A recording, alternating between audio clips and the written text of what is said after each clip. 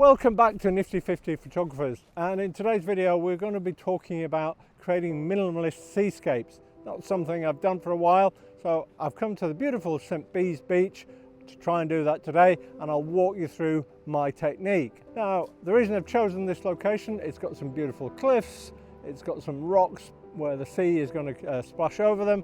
It's also got some groins, which when the tide is high enough, the water is going to circulate around them too. So that's given me lots of composition opportunities.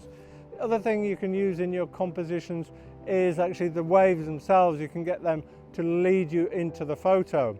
Now it's currently about 3 o'clock in the afternoon. The sun sets in about 3.5 hours.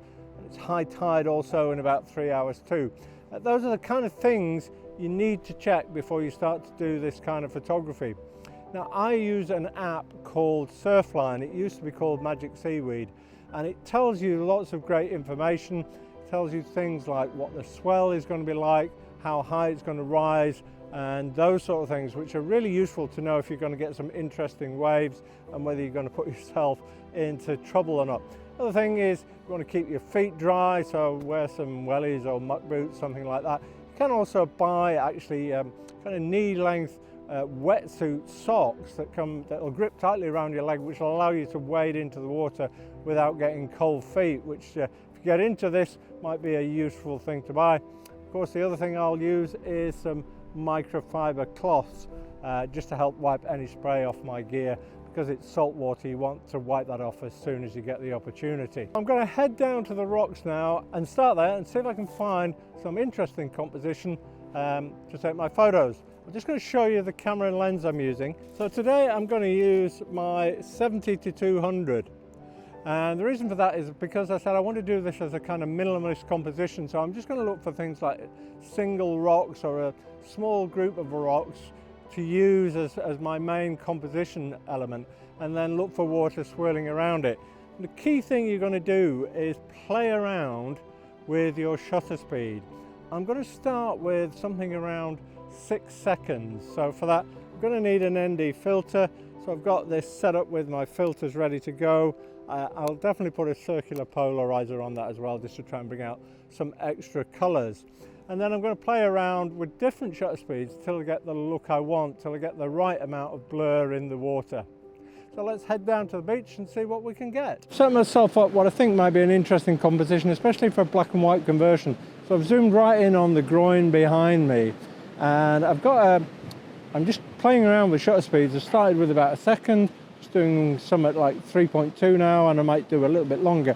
What I'm hoping is the waves as they move across the frame will give me some leading lines into the groin. I've got a focal length of around 70mm at the moment, so that's actually, I could even go wider and do a nice wide shot of this. I might swap my lens in a minute to do that and use my 24-70, but I think that makes for an interesting composition.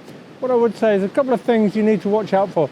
Watch out for the highlights in the water. You can deal with them in the sky much easier than you can in the water. It's easy to bracket a sky, but with the water it's much more difficult because the waves are moving all the time. It's very difficult to paste something over the top of a moving wave. So really make sure you're exposed for the highlights in the waves if you've got those in your shot. The other thing is, you've got to be patient. You've got to try different wave movements and watch for the waves coming in as well as out. Either one of them might give you a nice flow.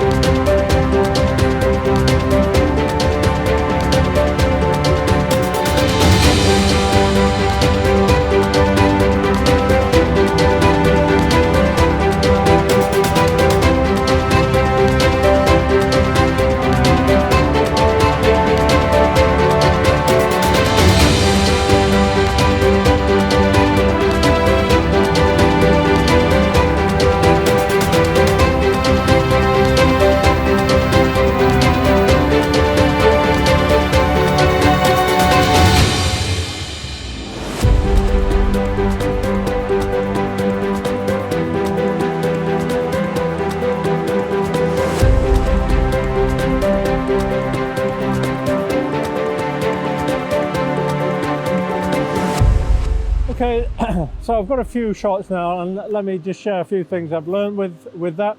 One is my shutter speeds actually, although I started with quite long exposures, you know, 5 or 6 seconds, I found actually the ones that I like the best were much shorter, generally between a half and 1 second, maybe up to 2 or 3 seconds for some.